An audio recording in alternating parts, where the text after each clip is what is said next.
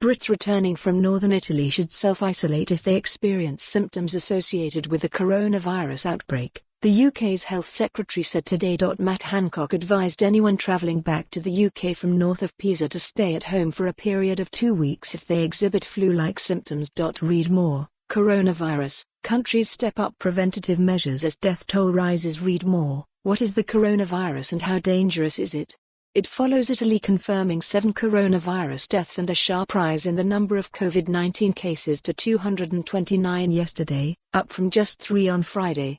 The official advice, which will be formally updated at 8 o'clock this morning, is going to change so that those who have been to northern Italy, north of Pisa, if they have flu-like symptoms should self-isolate, Hancock told BBC Breakfast.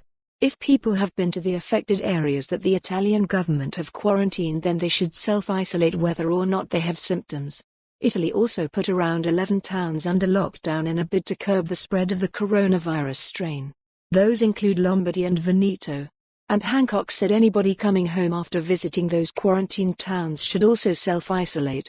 Any Brits still in those towns should contact the British Embassy in Rome, he said. Around 50,000 people are in the lockdown towns.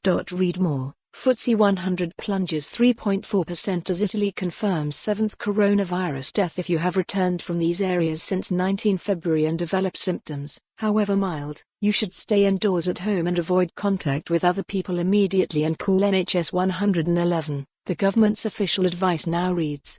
You do not need to follow this advice if you have no symptoms. So far the UK has counted 13 cases of the coronavirus, but no deaths. 9 people out of 6,536 tested for